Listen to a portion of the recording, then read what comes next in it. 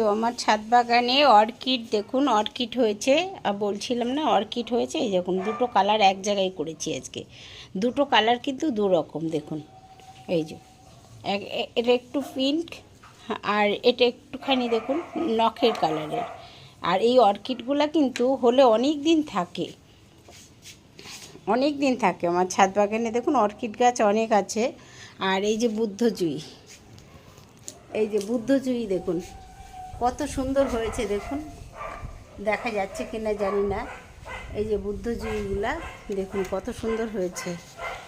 এরকম কিন্তু ফুলে ফুলে ভর্তি। আমার এই যে ছাদ বাগানের দোলনার দু সাইডে রেখেছি। এই যে আমার মা এসেছে আমার কাছে, আমার মা আছে বাড়িতে।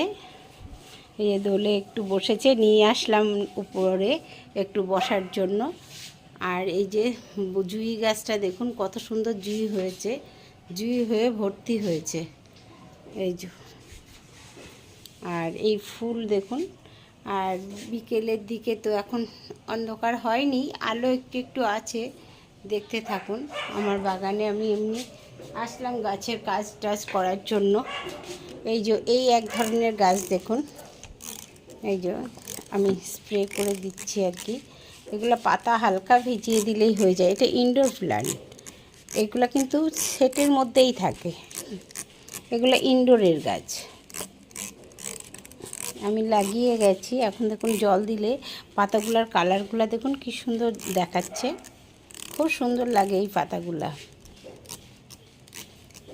সবুজ হালকা পিঙ্ক কালার, তার সঙ্গে দেখুন কত সুন্দর এই কালারগুলা, খুবই ভালো লাগে এগুলো দেখতে।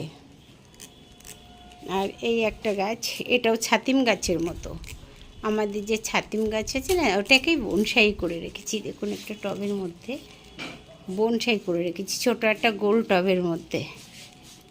আর এটা তো মানি প্ল্যান্ট, সাদা আর সবুজের কমিউনিকেশন, এটা তো সবাই চেনে জানে।